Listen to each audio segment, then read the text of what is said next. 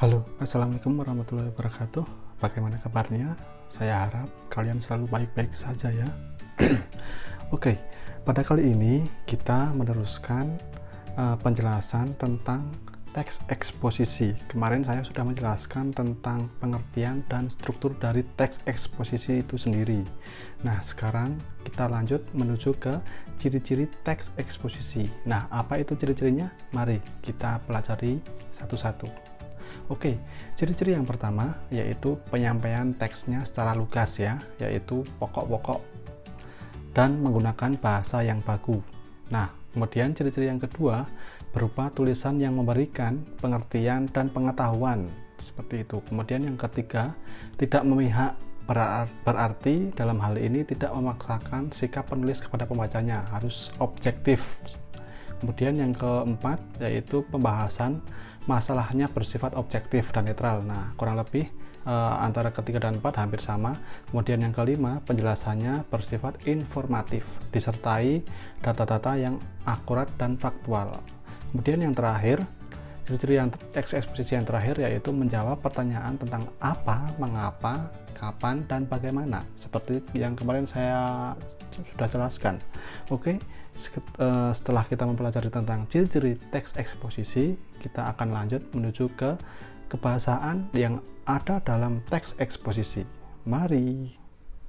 Oke, nah dalam kebahasaan teks eksposisi, saya pernah membagikan materi tentang kelas kata. Nah, kurang lebih salah satu di antara kebahasaan yang digunakan dalam teks eksposisi, lebih jelasnya silakan kalian baca dalam kelas kata tersebut ya. Nah, ini kita mengupas kembali apa kebahasaan yang ada dalam teks eksposisi. Oke, kebahasaan teks eksposisi yang pertama yaitu menggunakan pronomina atau kata ganti.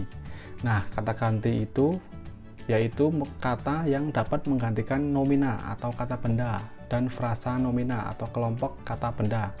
Contohnya aku, dia, mereka, kami, kita, ini, siapa, dan apa, seperti itu. Kurang lebihnya seperti itu ya, contoh dari pronomina atau kata ganti. Dan bisa saja selain dari contoh tersebut, contoh lainnya yaitu nya, seperti itu.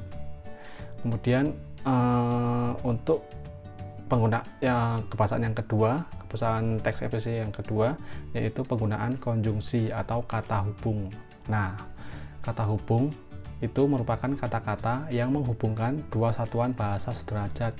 Misalnya kata dengan kata, frasa dengan frasa. Frasa itu kelompok suatu kata ya, kelompok kata. Kemudian klausa dengan klausa.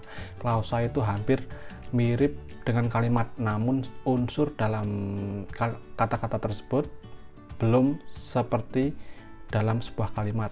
Nah, kemudian kalimat dengan kalimat, contohnya tetapi, sedangkan, dan, agar, lalu, kemudian, dan lain-lain. Kurang lebih seperti itu. Kemudian kita lanjut ke unsur kebahasaan yang ketiga yaitu penggunaan nomina atau kata benda. Nah, saya yakin untuk nomina ini kalian sudah pada paham ya, yaitu nomina yaitu kata-kata yang merujuk pada nama seseorang, tempat, atau semua benda dan segala yang dibendakan ya. Contohnya hewan, meja, kue, pantai, dan lain-lain.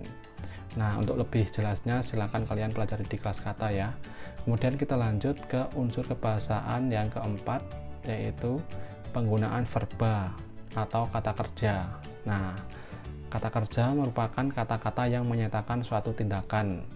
Nah, dalam hal ini masih luas ya kata kerjanya. Sebenarnya kata kerja itu masih banyak sekali unsur-unsur di dalamnya. Nah, silakan kalian pelajari di materi kelas kata yang sudah saya bagikan. Nah, contohnya verba atau kata kerja yaitu menangis, bermain, makan, dan lain-lain. Nah, kurang lebih seperti itu.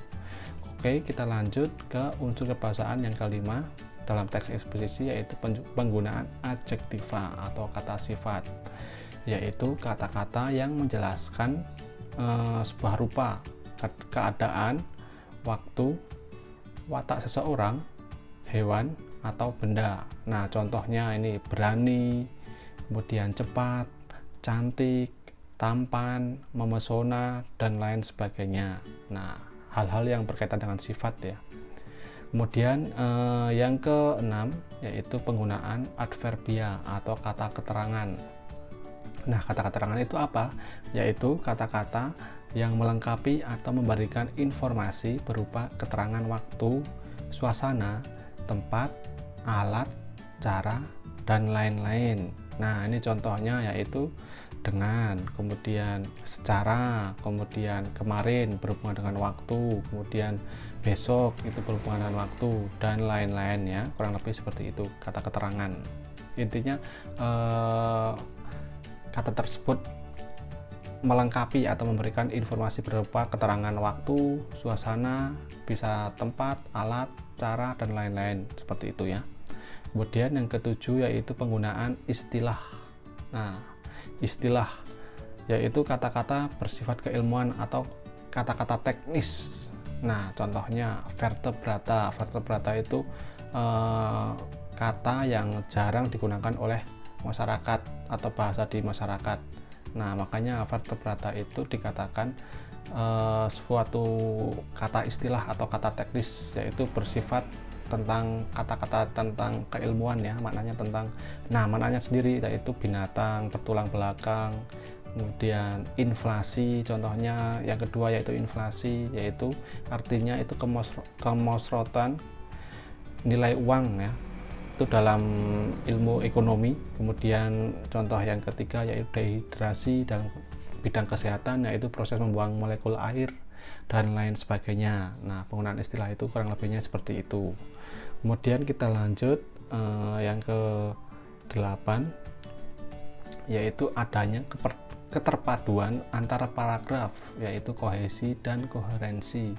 Nah, kohesi itu adalah keterkaitan antar unsur dalam struktur sintaksis atau cabang linguistik tentang susunan kalimat dan bagiannya, atau ilmu tata kalimat atau struktur wacana. Satuan bahasa terlengkap yang ditandai antara lain oleh konjungsi, repetisi atau gaya bahasa, kata kunci yang terdapat di awal kalimat, dan pelepasan atau proses atau cara. Yaitu kohesi itu ini apa namanya, hubungan atau keterpaduan antar paragraf ya, antar paragraf. Kohesi itu antar kalimat, kalau koherensi itu antar struktur, seperti itu, kurang lebihnya seperti itu.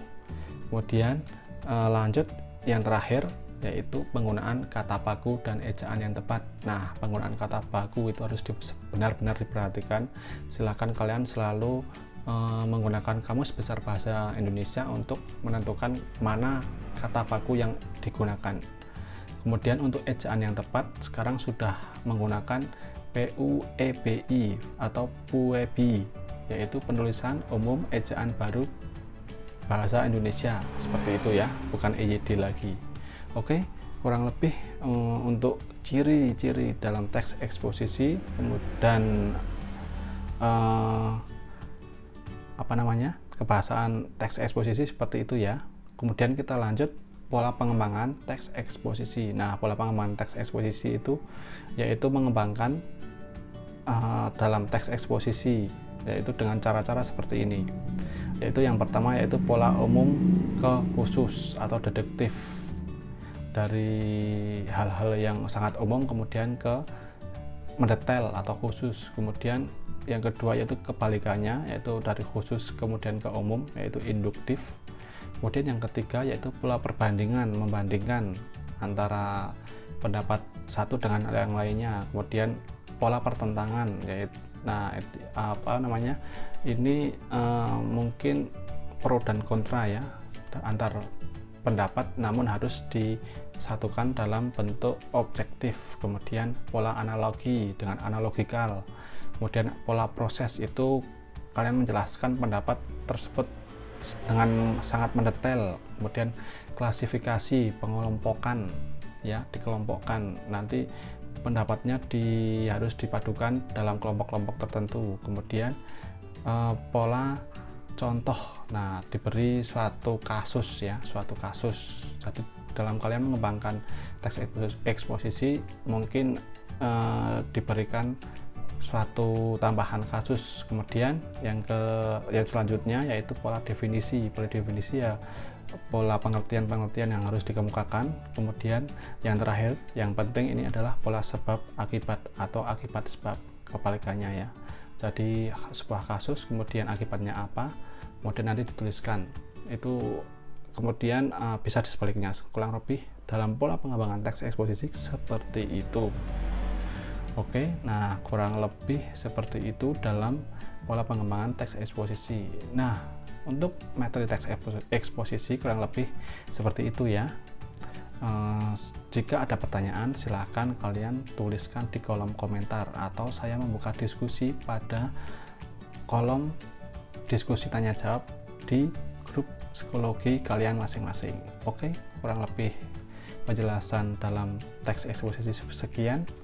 Semoga bermanfaat. Jangan lupa selalu meningkatkan literasi kalian. Sekian dari saya. Salam literasi. Wabillahi taufiq wal hidayah. Wassalamualaikum warahmatullahi wabarakatuh. Om Swastiastu, Namo Buddhaya. Salam kebajikan. Rahayu, rahayu, rahayu. Salam literasi.